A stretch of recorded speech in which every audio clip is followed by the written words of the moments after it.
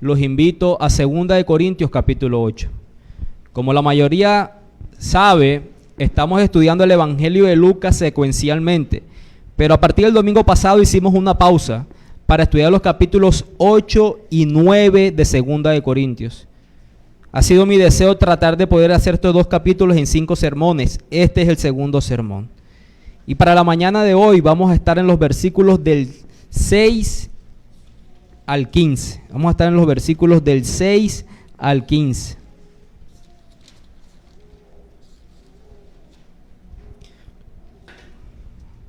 Y cuando vamos a leer la palabra del Señor, ¿qué hacemos? Nos ponemos de pie. Qué bueno, qué bueno. Si usted nos acompaña por primera vez, normalmente tenemos una tradición, por decir una palabra, que yo leo la mayoría de los versículos y todos juntos leemos el último versículo que vamos a exponer. Quiere decir que yo voy a leer del versículo 6 al versículo 14. Y toda la iglesia junto vamos a leer el versículo 15. 2 de Corintios capítulo 8, del versículo 6 al versículo 15. Leo para ustedes. De manera que exhortamos a Tito para que, tal como comenzó antes, asimismo acabe también entre vosotros esta obra de gracia. Por tanto, como en todo abundáis en fe, en palabra, en ciencia, en toda solicitud y en vuestro amor para con nosotros, abundad también en esta gracia. No hablo como quien manda, sino para poner a prueba, por medio de la diligencia de otros, también la sinceridad del amor vuestro. Porque ya conocéis la gracia de vuestro Señor Jesucristo, que por amor a vosotros hizo pobre siendo rico, para que vosotros con su pobreza fueseis enriquecidos. Y en esto doy mi consejo, porque esto os conviene a vosotros, que comenzasteis antes, no solo a hacerlo, sino también a quererlo desde el año pasado. Ahora pues, llevad también a cabo el hacerlo, para que como estuvisteis prontos a querer, así también lo estéis en cumplir conforme a lo que tengáis. Porque si primero hay la voluntad dispuesta, será acepta según lo que uno tiene, no según lo que no tiene. Porque no digo esto para que haya para otros holgura y para vosotros estrechez, sino para que en este tiempo con igualdad la abundancia vuestra supla la escasez de ellos, para que también la abundancia de ellos supla la necesidad vuestra, para que haya igualdad. Todos juntos.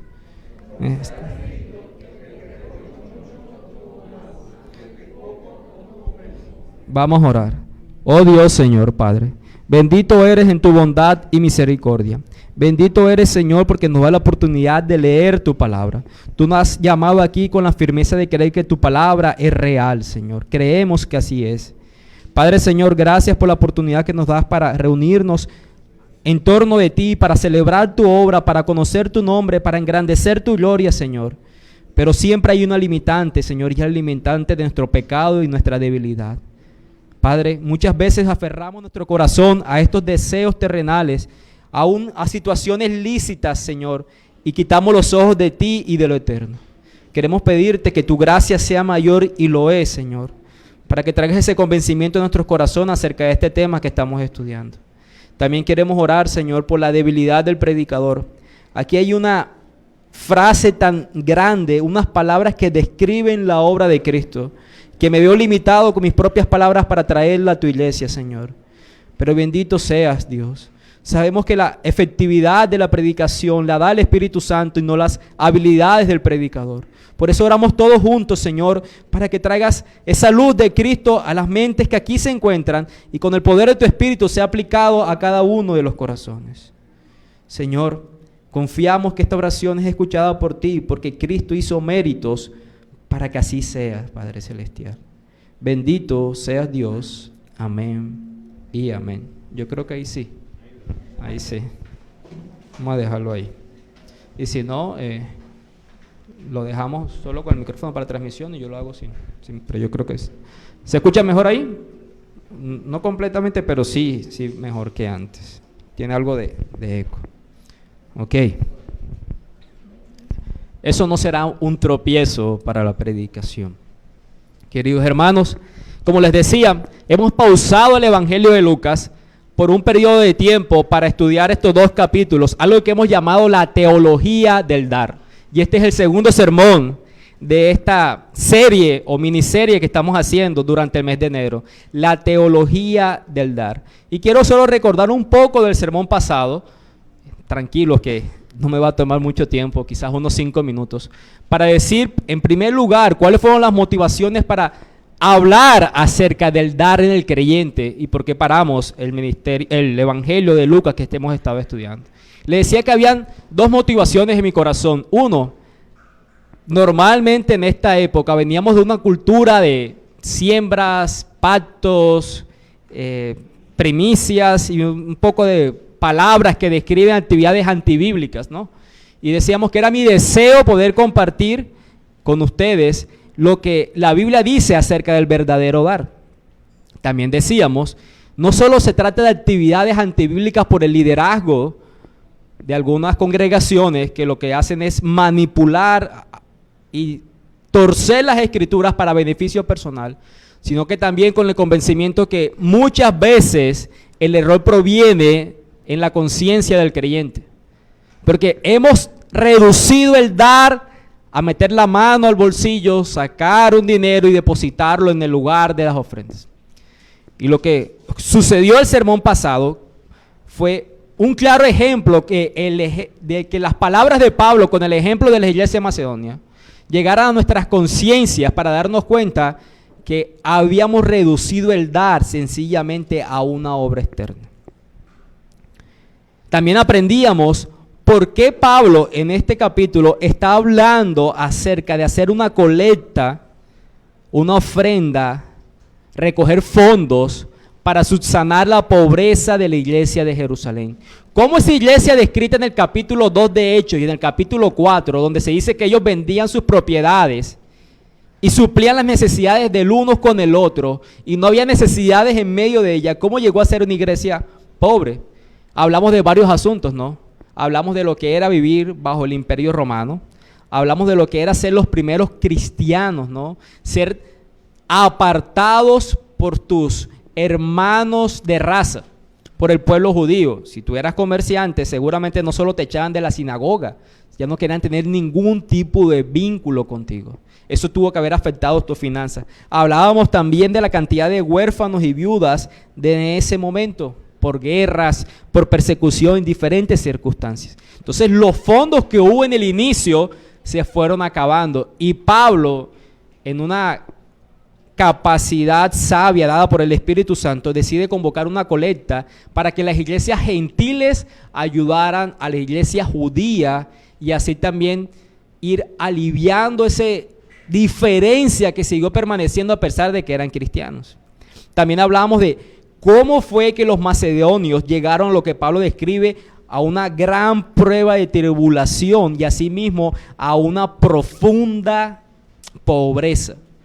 Sabíamos que la tribulación de los macedonios se debía precisamente a ser cristiano, se debía a 200 años de invasión del Imperio Romano, donde pasó de ser los macedonios una población rica, abundante en minas, en metales, oros y piedras, a ser una población pobre. Y cómo, a pesar de eso, estas personas abundaban en las riquezas de su generosidad, el versículo 2 del capítulo 8. Y aprendimos, por último, en el sermón pasado, cuáles eran las características del dar de las iglesias de Macedonia. Y aprendíamos por una forma memotécnica 3 tipos de G que vemos en los primeros versículos, ¿no? Pablo decía la gracia de Dios dada a las iglesias de Macedonia, decían que daban con abundancia de gozo, la segunda G, y la tercera, ¿cuál era? La abundancia en riquezas de su generosidad. Gracia, gozo, generosidad, características presentes en el dar del creyente. La motivación inicial, la gracia recibida de Dios. Eso es lo que prende el combustible en el creyente. No existe mayor motivación que esa. También decíamos que tiene que ser un acto de gozo, no un mero acto externo, que es lo que les decía hace un momento, ¿no? Y yo ponía el ejemplo y hablaba con una querida amiga de esta congregación. Yo le decía, a mí, y les dije durante el sermón, durante la preparación de este sermón me sentía convicto de pecado, porque llega el día domingo y sé que debo traer a la iglesia y tengo que pagar esto, tengo que comprar aquello y debo llevar para la ofrenda. Y ese tipo de situaciones muchas veces hacían que el traer a la casa fuera una carga. Y según la descripción, ellos abundaron en gozo a pesar de su gran prueba de tribulación. El Señor está más interesado en el corazón de nosotros que en las acciones externas. Las acciones externas es una evidencia de lo que está en el corazón. Y asimismo también dice que ellos abundaron en las riquezas de su generosidad. Y veíamos que no se trataba de una cantidad.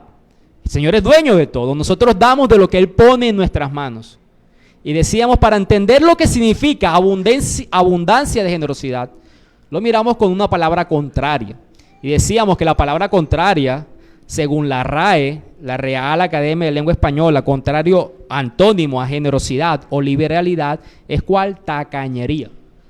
Dar con generosidad es dar de forma contraria a la tacañería. Y eso es un resumen rápido de lo que decía nuestro sermón. También aprendíamos de que ellos hicieron todo esto porque se dieron primeramente al Señor y luego a la iglesia. Nadie puede amar a Dios y no amar a su iglesia. Son asuntos no excluyentes. Usted no puede decir que ama a Dios e ignore las necesidades en medio de la iglesia. Ahora, luego de ese resumen, el texto que tenemos delante de nosotros, que hemos leído en esta mañana, lo utiliza Pablo para instruir a los corintios a terminar las ofrendas que ya habían iniciado con un año de anterioridad, como leímos en un versículo. Y para esto Pablo va a utilizar varios argumentos convincentes y así incitar a los corintios a practicar la generosidad.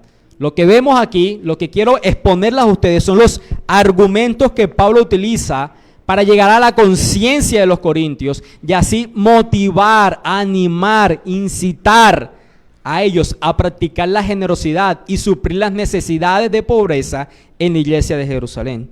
Y he traído para ustedes 5 argumentos que vemos en esta mañana a lo largo de estos versículos.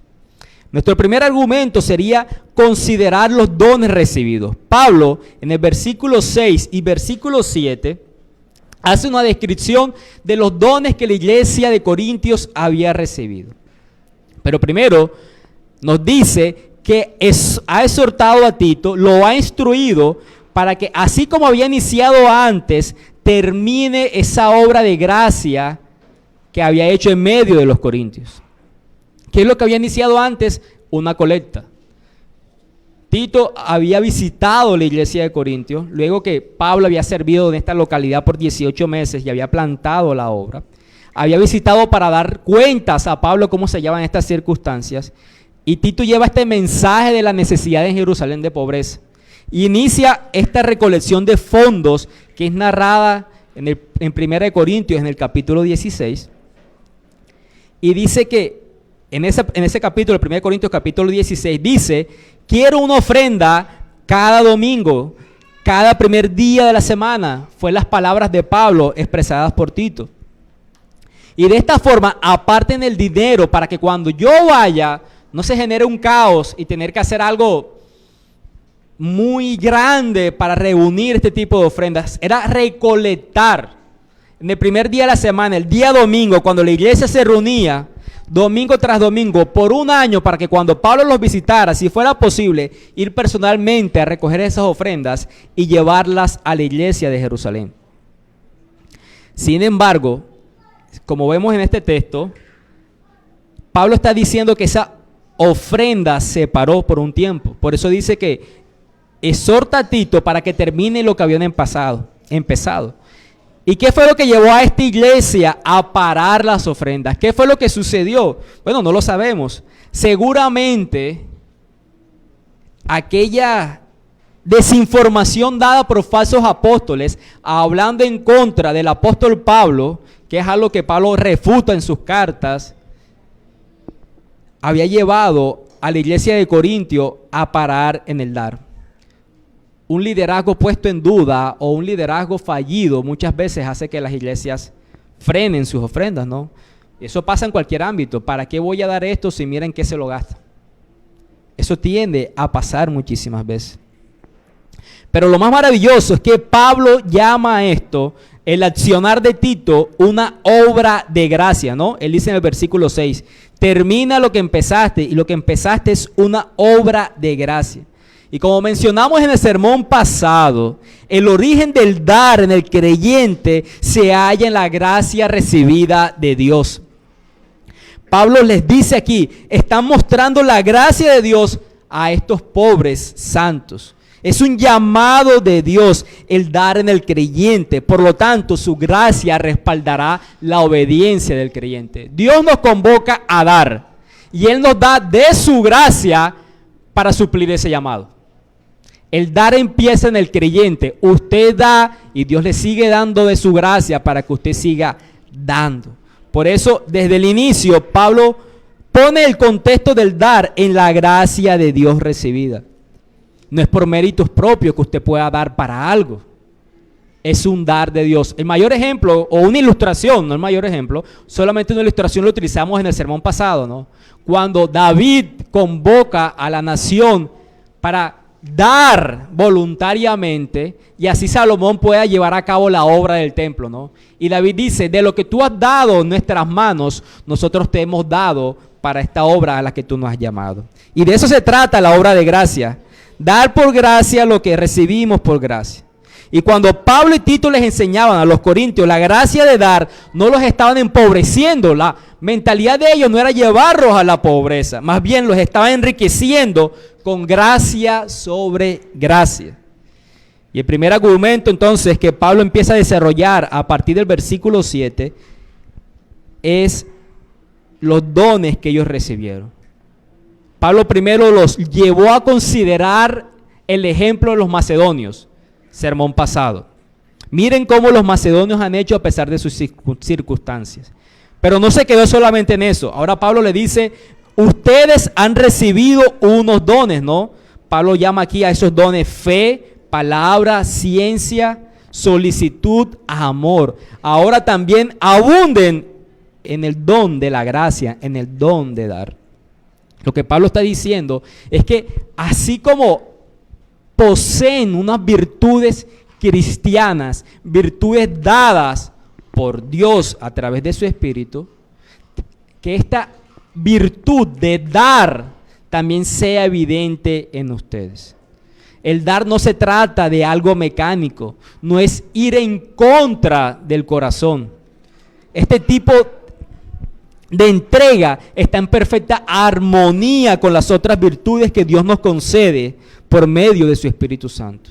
Donde usted hay un corazón lleno de fe, lleno de palabra, lleno de conocimiento, lleno de fervor, lleno de amor, ahí también encontrará un corazón dispuesto a dar al necesitado y mayor aún a la familia de la fe.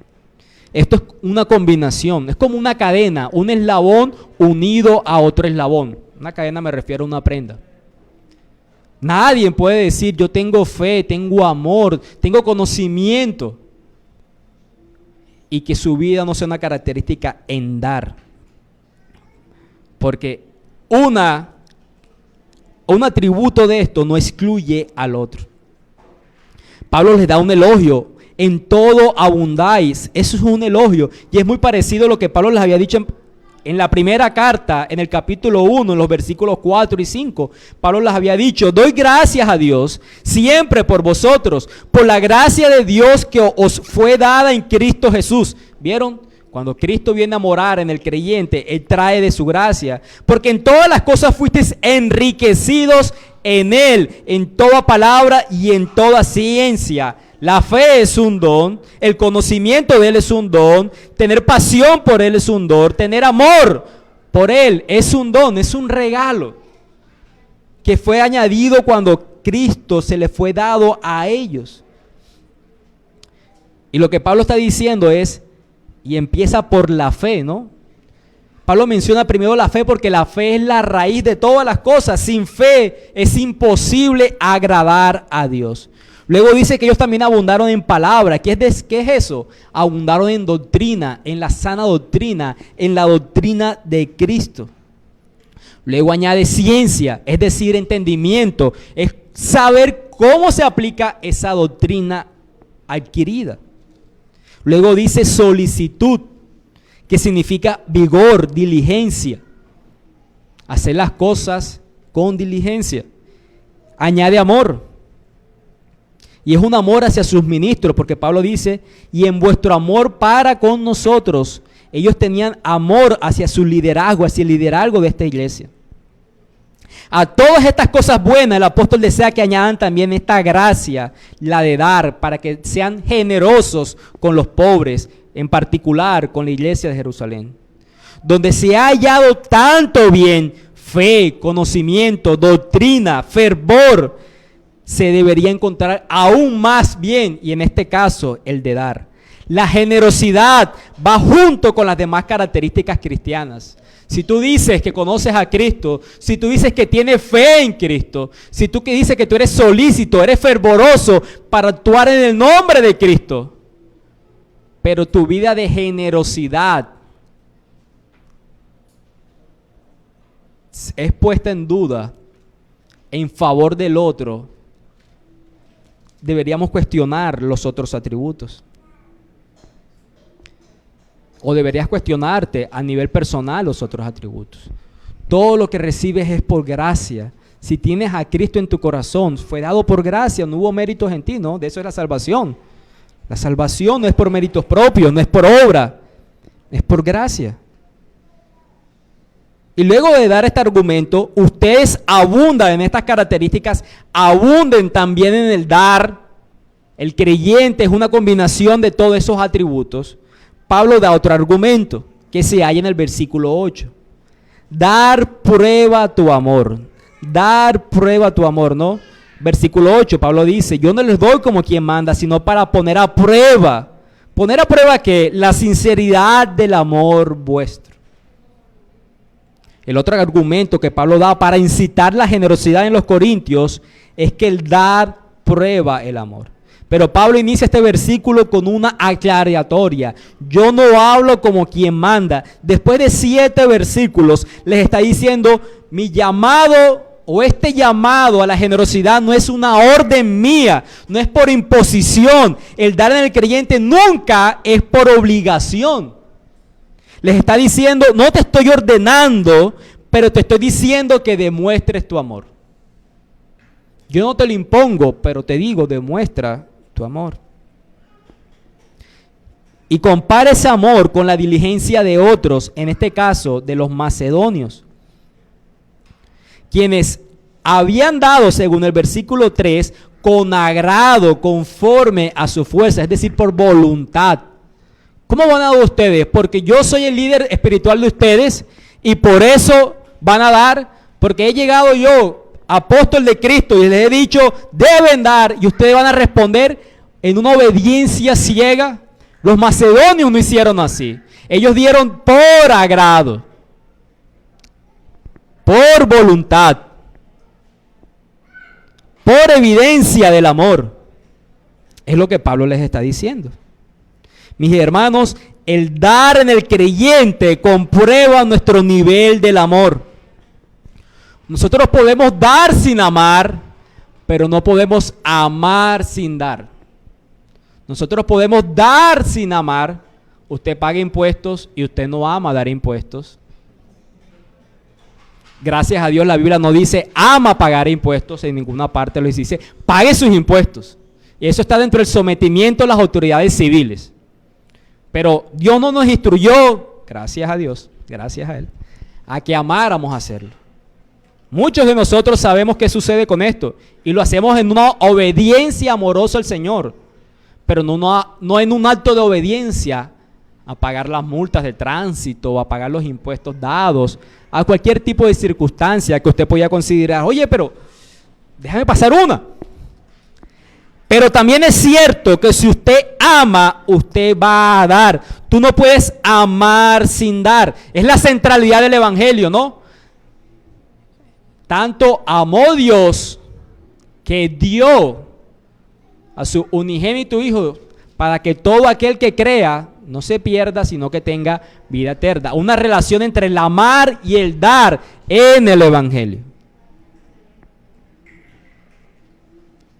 Quiero repetirlo, tú puedes dar sin amar, pero no puedes amar sin dar. La cantidad de nuestra entrega expresa la cantidad de nuestro amor. Porque el dar prueba nuestro amor. Es el argumento de Pablo. Cuando tú das, se evidencia el amor que dices que tienes. O en las palabras del apóstol Juan, primera de Juan, capítulo 3, versículo 17. ¿Qué dice el apóstol Juan? Acerca del amor a Dios y acerca del amor al prójimo. Primera de Juan, capítulo 3, versículo 17. Pero el que tiene bienes de este mundo y ve a su hermano tener necesidad y cierra contra él en su corazón, ¿cómo mora el amor de Dios en él? ¿Lo ven? ¿Cómo dices que has sido receptario del amor de Dios en ti? El amor de Dios ha sido depositado en mi corazón, por eso soy creyente. Pero ¿cómo actúas con los bienes dados a ti en medio de la necesidad del otro? ¿No? Normalmente lo que actuamos es con una excusa. No tengo suficiente para dar a otro. Ya aprendimos el ejemplo de los macedonios. No se trata de lo que no tienes, y Pablo dice eso más adelante, sino de lo que se te ha sido dado. Da de lo que tienes, incluso lo miraremos más adelante, no de lo que no tienes.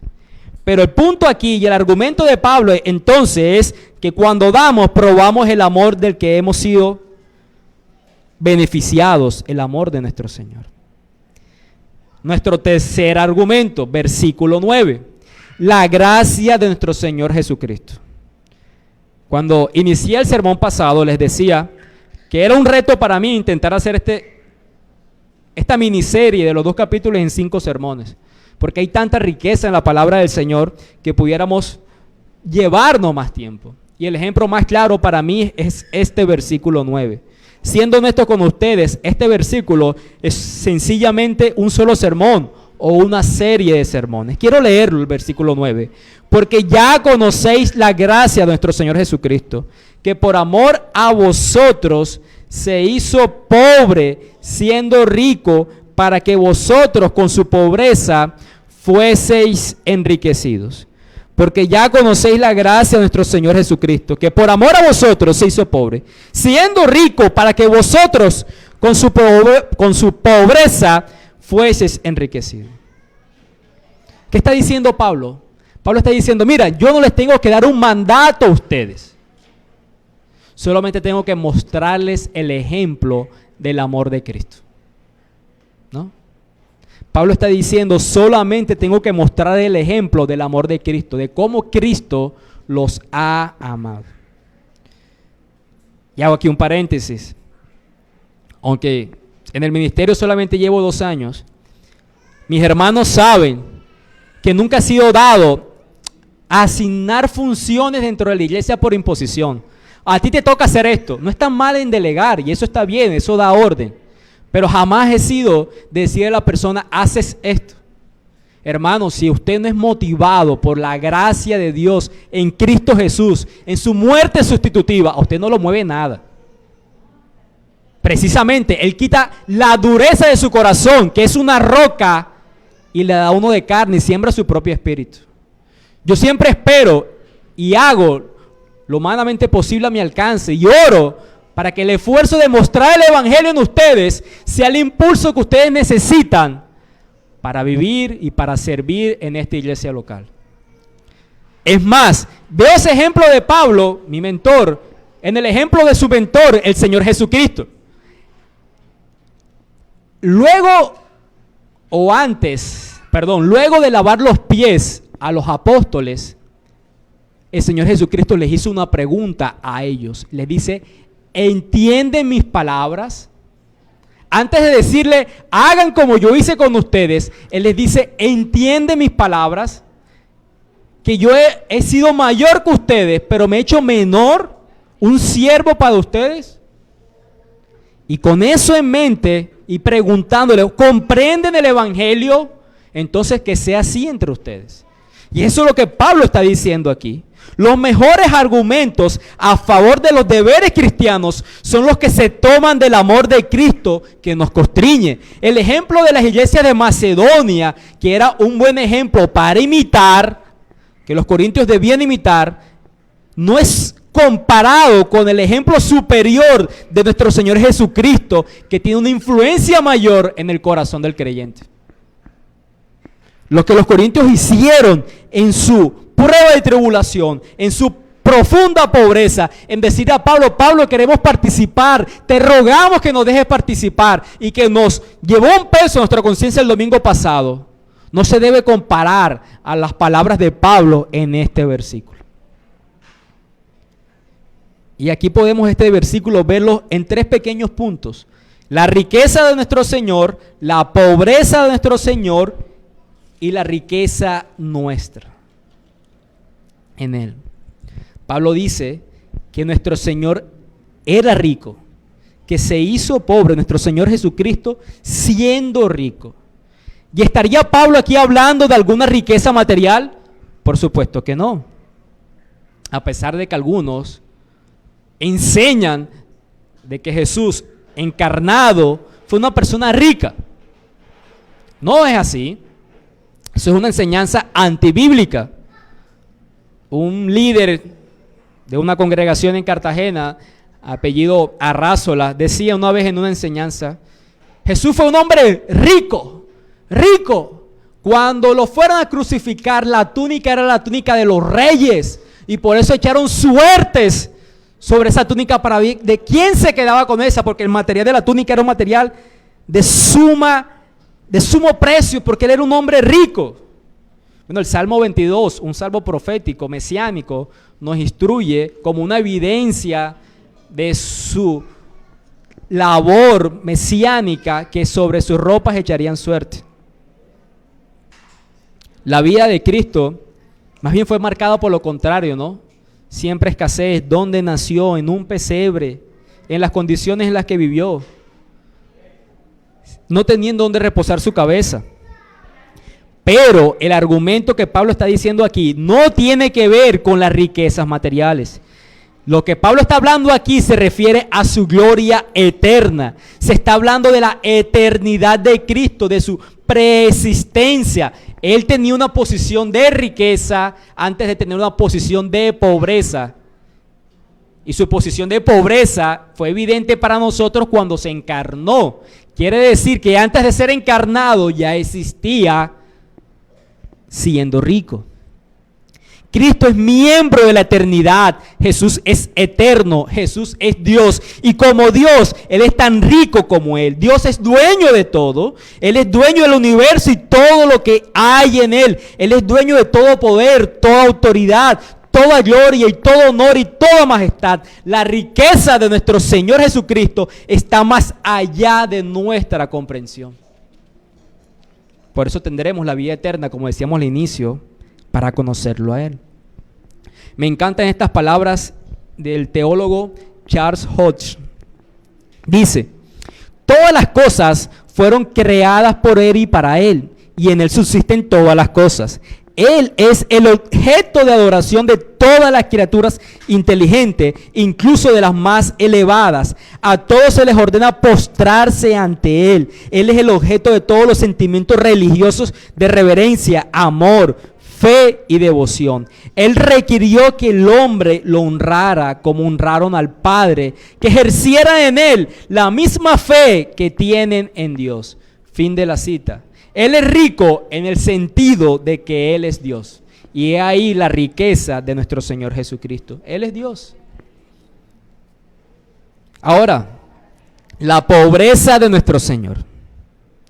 Y este tema, al igual que la riqueza, ha dado muchos malos entendidos a lo largo de la historia del cristianismo. Por ejemplo, San Agustín llamó a sus lectores a imitar a Cristo, entre esas a la gracia de la pobreza, y se apoyó citando este versículo. Tomás de Aquino invitó a hacer un voto de pobreza porque Cristo vivió una vida tan pobre como se indica en este versículo. Sin embargo, y siendo honesto con este texto, ¿está hablando de una pobreza material sobre Jesús, el apóstol Pablo? Por supuesto que no. No dice nada sobre su condición material en este mundo. Jesús no nos hizo ricos haciéndonos pobres económicamente. No es que Él tuviera que vivir en circunstancias humildes, es que Dios tuvo que hacerse hombre. Ahí radica su pobreza. Es eso lo que lo empobrece.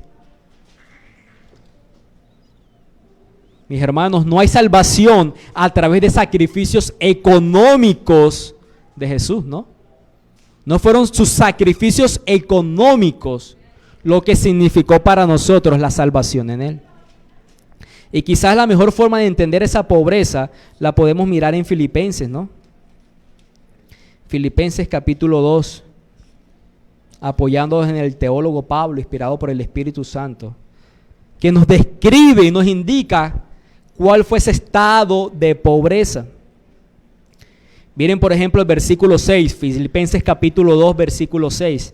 El cual, es decir, Cristo Jesús, siendo en forma de Dios, no estimó el ser igual a Dios como cosa que aferrarse, sino que se despojó a sí mismo, tomando forma de siervo, hecho semejante a los hombres. Y estando en la condición de hombre, se humilló a sí mismo, haciéndose obediente hasta la muerte y muerte de cruz. Él descendió hasta la humanidad. Él sufrió todo lo que sufren los hombres. Fue tentado en todo, pero sin pecado. Experimentó sentimientos humanos como la sed y el hambre y llegó hasta la muerte.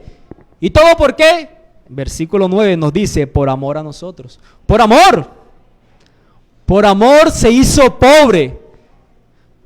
No consideró ser igual a Dios como algo para que aferrarse. Se encarnó y se hizo hombre. Padeció como un ser humano, siendo tentado en todo, en semejanza de hombre, pero sin pecado. Por amor. Por amor a ti. Por amor a los de Corintios, es el argumento de Pablo, por amor a nosotros. Ahora, nuestra riqueza en Él. Pablo dice, para que con su pobreza fuesen enriquecidos, le dice Pablo a los Corintios. ¿Cuál es esa riqueza en Él? ¿Materialmente rico? Por supuesto que no. La riqueza aún lo vemos en las personas incrédulas. Espiritualmente rico, sí, claro que sí. Rico con las mismas riquezas que poseía y que aún posee. Ricos en salvación, perdón, gozo, paz, vida, luz, gloria. Somos tan ricos que somos llamados coherederos de Cristo. Su mismo espíritu mora en nosotros y eso hacía rico a los corintios, los hace rico a ustedes y me hace rico a mí. Y ese es el patrón que Pablo utiliza como argumento para incitar la generosidad en los corintios. El patrón del evangelio del Señor Jesucristo. Despojándonos nosotros para el beneficio del otro. Eso es el evangelio, ¿no? Eso es el evangelio. En este caso, para subsanar la pobreza en Jerusalén. Eres rico en Cristo por la pobreza de Él. Concede entonces riqueza a otros, aunque eso implique negarte a ti mismo. De asuntos lícitos. Y luego de este tercer argumento de la gracia de Cristo, el cuarto argumento que Pablo nos da, lo hallamos en los versículos del 10 al 12. Fidelidad para terminar lo iniciado. Fidelidad para terminar lo iniciado. Pablo sigue diciendo, en esto doy mi consejo, el mismo lenguaje, no es que yo lo ordene, no es quien lo mande. Les conviene a vosotros, es bueno que practiquen la generosidad. Las palabras más adelante en el capítulo 9, porque Dios ama al dador alegre. Hay mayor bienaventuranza en dar que en recibir. Es conveniente para ustedes que practiquen la generosidad, que lo que comenzaste antes, no solo hacerlo, sino también a quererlo desde el año pasado, ahora pues lo lleves también a cabo el hacerlo. Les conviene terminar lo que se propusieron, les conviene terminar lo que habían comenzado. Los buenos comienzos son buenos, pero perderemos el beneficio a menos que haya perseverancia y produzcamos fruto. Por tanto, viendo la disposición que tuvieron para iniciar, los persuade a que sean cuidadosos para ejecutar lo iniciado. No dejen el trabajo a medias. Está bien que lo hayan dispuesto, que hayan tenido la intención, pero sean cuidadosos y termínenlo. Porque esto sería aceptable para Dios, que es lo que dice el versículo 12. Esto sería aceptable para Dios. Cuando los hombres se proponen lo que es bueno y se esfuerzan de acuerdo con su capacidad para realizarlo también, Dios aceptará lo que tienen o lo que pueden hacer y no los va a rechazar por lo que no tienen y lo que no está en su poder el llevarlo a cabo. Cuando el hombre dispone en su corazón y hace lo que puede hacer con su mayor esfuerzo, Dios lo aceptará y no te va a rechazar por lo que no tienes y por lo que no puede. Porque si primero hay voluntad dispuesta, versículo 12, será acepta según lo que uno tiene, no según lo que no tiene. Aquellos que decimos en algún momento de nuestras vidas, yo quisiera tener esto para ayudar en esto en la iglesia, es mentira. Es mentira. Dios no está esperando que tú hagas con lo que no tienes. Él está esperando que hagas con lo que te ha dado. ¿No? El ejemplo de aquella viuda, aquella mujer que dio 2 monedas y Jesús dice, dio más que cualquiera de esos ricos que están acá. Lo que acepta Dios, entonces, no son solamente las buenas intenciones. Por cierto, este texto nos hace pensar eso. No vale la justificación de las buenas intenciones, no son suficientes. Yo tengo el deseo de hacer esto por la iglesia. ¡Qué bien! Me alegra mucho. ¿Qué te impide hacerlo? Porque no se trata únicamente de la buena intención, sino de llevarlo a cabo, con lo que se te ha concedido, con lo que tienes a tu alcance, con los dones que te ha dado Él. Pues como hemos entendido, es por gracia. No esperemos tener lo que no tenemos para practicar la generosidad que nos conviene practicar, como dice el apóstol Pablo. Hazlo, te conviene, es en tu beneficio, experimentarás gozo y alegría. No te llenes de excusas.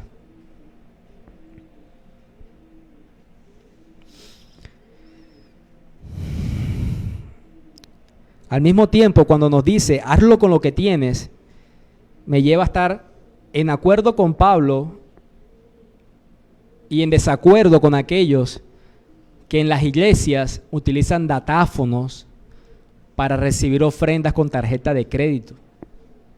Porque aunque usted no lo sepan, eso se hace.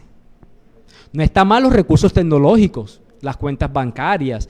Obviamente hay iglesias que manipular una gran cantidad de dinero domingo tras domingo es exponerlo a situaciones de peligro y personas quizás hacen depositan su dinero a las cuentas. Eso no tiene nada de malo. Que usted haga una transferencia, algo así. Pero usar una tarjeta de crédito para dar ofrendas, o sea, tomar una deuda, ¿sí? Lo que nos está incitando Pablo es dar lo que tienes, no lo que no tienes. No se trata de eso. Mucho cuidado con ese tipo de práctica, ¿no? Que es contraria, incitar el endeudamiento para dar, ¿no? Lo que el Señor está buscando en nosotros es un asunto del corazón, porque hasta aquí, hasta el momento, Pablo no ha hablado nada de cantidades. Y el último argumento de nuestro sermón, se halla en los versículos 13 al 15. La distribución económica de la providencia divina.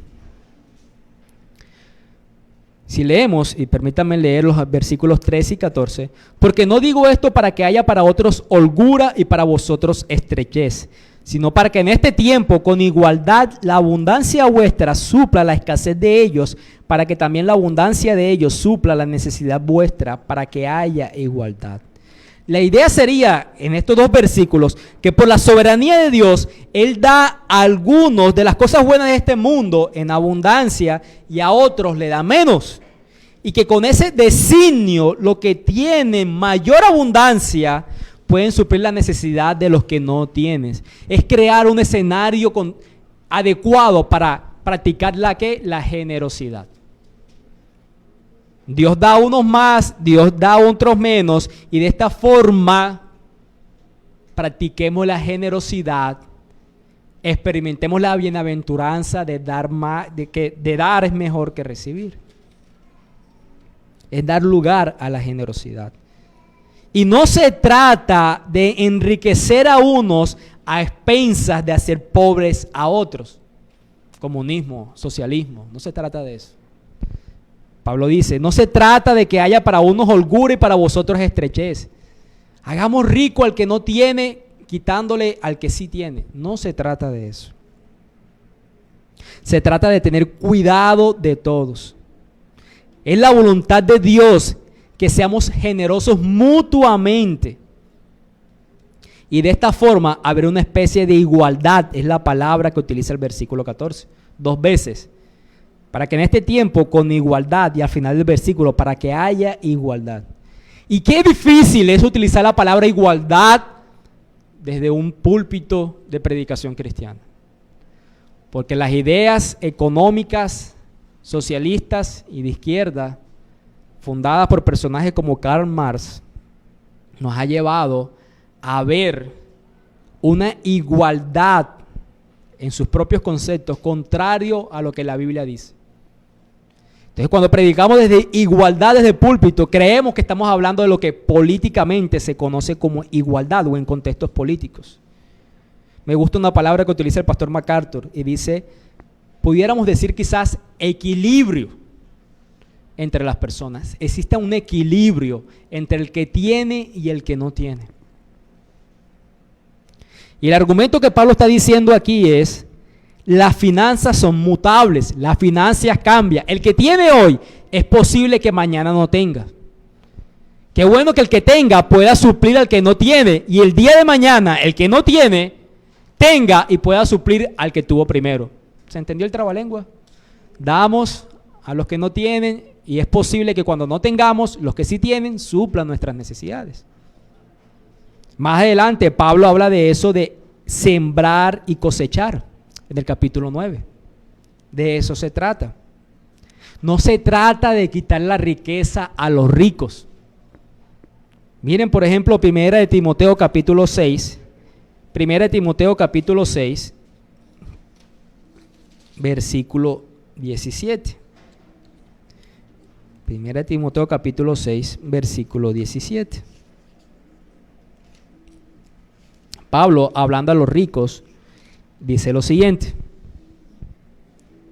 a los ricos de este siglo manda que no sean altivos ni pongan la esperanza en la riqueza, no sean soberbios por lo que tienen, las cuales son inciertas. Lo acabamos de decir, las finanzas son mutables, sino que su esperanza está en el Dios vivo que concede por gracia, que nos da todas las cosas en abundancia para que las disfrutemos. Si usted tiene y se le ha concedido, está muy bien que usted disfrute. No ponga su esperanza en lo recibido. Hoy tiene, mañana no. ¿Y qué es lo que se les instruye? Hagan bien, que sean ricos en qué, en buenas obras, dadivosos, generosos. Practica la generosidad. Siembra para el reino de los cielos, atesorando para sí el fundamento de lo porvenir, que eche en mano de la vida eterna. Si Dios te ha concedido riquezas, es para tu deleite, pero para la generosidad.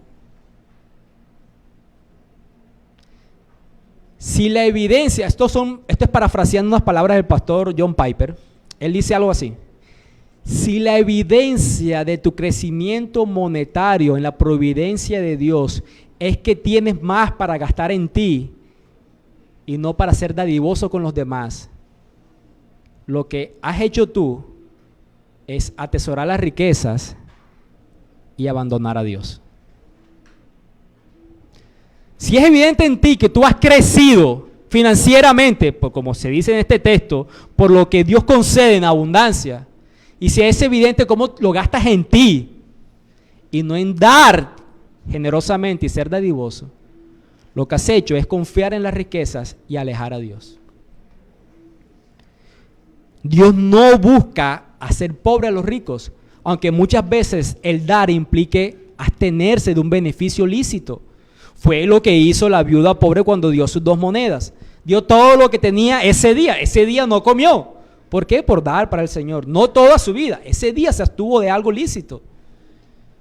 Si usted ve la necesidad de otro y dice, familia y los padres tenemos la responsabilidad de sembrar la generosidad en los hijos.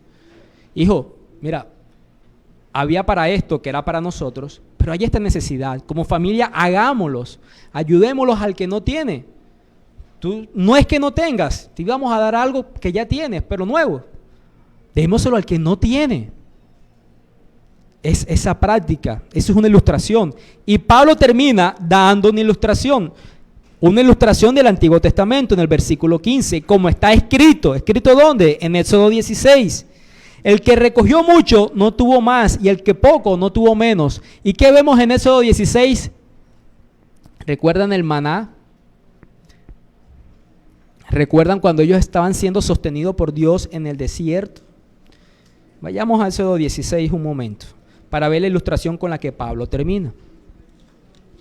En Éxodo 16, ellos se levantaron un día y vieron como un rocío, pero a diferencia de esto tenía como unas características distintas. Versículo 15, viéndolo los hijos de Israel se dijeron unos a otros, ¿qué es esto? Porque no sabían qué era. Entonces Moisés les dijo, es el pan de Jehová que os da para comer.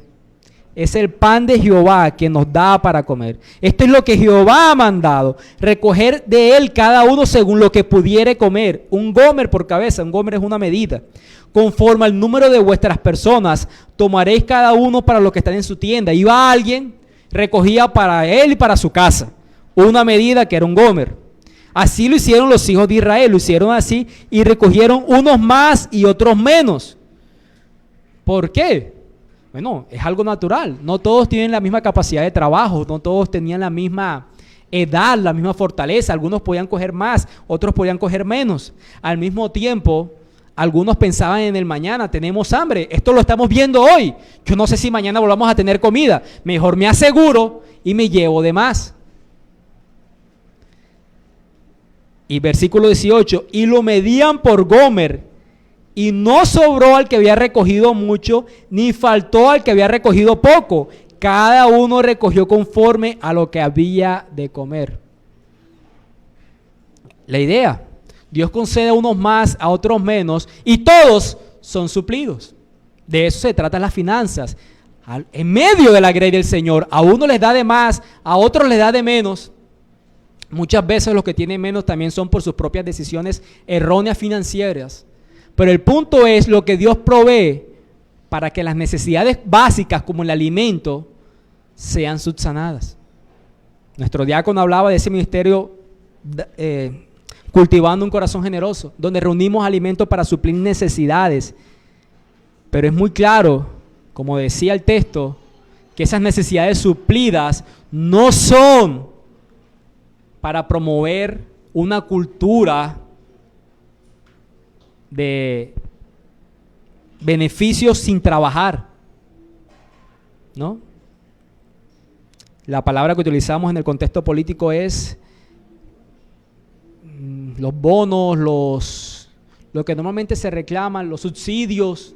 No es para promover que las personas no trabajen, reciban sin hacer nada. No. Miren que todos recogieron, dice la ilustración. Unos recogieron más, otros recogieron menos, pero todos recogieron. No se trata de promover la pereza, eso es antibíblico y es pecado también.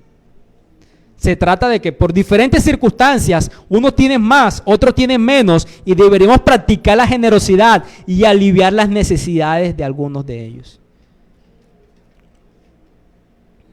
Esa es la ilustración que Pablo utiliza, basada en este pasaje de Corintios. Dios concede a unos más, a otros menos, y eso nos da un contexto de generosidad. Y hasta aquí que pudimos ver en esta mañana, los argumentos de Pablo para incitar la generosidad en los corintios. Pablo les dice, en ustedes abundan unas características cristianas, debería abundar también el dar, que es una característica del creyente. Pablo dice, el dar va a probar la legitimidad de su amor. Nadie puede decir que ama a Dios y no practique la generosidad. Pablo dio el mayor argumento de todos, el evangelio del Señor Jesucristo, que se hizo pobre para que nosotros fuéramos ricos, se despojó, no se aferró en su condición de ser igual a Dios, y se encarnó y se humilló a sí mismo, tomando forma de hombre, haciéndose siervo. Si Él actuó así, ¿cómo deberíamos actuar nosotros con los que tienen necesidad? El otro argumento fue, termina lo que iniciaste. Termina lo que iniciaste. De las buenas intenciones no es lo que Dios se agrada, sino de esas buenas intenciones que se llevan a cabo y se terminan.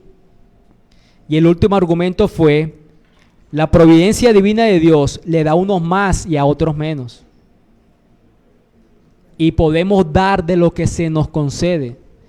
No tienes que esperar que tu salario sea superior 10 veces al salario mínimo para que puedas practicar la generosidad. No se trata de eso, se trata de practicar la generosidad con lo que Él concede. Mis hermanos, quiero terminar diciendo unas palabras de aliento para los amigos que nos visitan o los que asisten aquí con regularidad y no tienen al Señor Jesús en su corazón. Decíamos el domingo pasado, usted puede ser más generoso en cantidad que un creyente, pero eso no le implica que usted haga lo mismo que el que es incrédulo y no se congrega ningún día domingo. Las características que Pablo menciona aquí en los Corintios empezó por la fe, porque sin fe es imposible agradar a Dios. Puedes desgastar toda tu vida en buenas obras, pero sin fe en el Señor Jesucristo, nada haces. ¿Qué te impide en confiar en aquel que se despojó de su gloria, tomó forma de hombre, para que tú mismo pudieras recibir las bendiciones espirituales de su propio espíritu? Cree en el Señor Jesucristo. Míralo a Él. Corre a Él. Ve en arrepentimiento y fe. Y aférrate de que su obra es cierta y es perfecta. Amén. Vamos a orar. Padre, oh Dios Señor, bendito eres por tu bondad, por tu palabra traída esta mañana a nosotros, Señor. Gracias porque nos haces mostrar a nuestra conciencia, Señor, los argumentos necesarios para no dejar de dar como en algún momento hizo la iglesia de Corintios, Señor. Gracias porque tú trabajas en nuestro corazón más allá de las cantidades, Señor. Ayúdanos, Señor, a tener convicción de pecado si hemos ignorado las necesidades de los hermanos en medio de nosotros. Ayúdanos, Señor, si se identifica tu buena providencia en nosotros por el crecimiento monetario y no en la forma en que lo damos, Señor. Padre, también ayúdanos a ser conscientes de la majestuosidad de la obra del Señor Jesús, lo que implica su riqueza, lo que implicó su pobreza y cómo nos hizo rico a nosotros. Esa debe ser la mayor motivación de nosotros, Señor, para actuar con generosidad en cualquier circunstancia. Quiero pedirte también, Señor, que bendigas a esta congregación en este día, que les permitas meditar en tu palabra, que los acompañes a donde ellos vayan, que sigan glorificando tu nombre en la forma de vivir. Quiero también, Señor, traer a mi memoria la salud de mi hermano, Señor, para que tengas compasión y bondad donde se halla en la clínica en este momento por esta situación en la que pasa, y tu compasión sea dada a él si así lo quieres, Señor. Bendito seas, Padre. Amén y amén.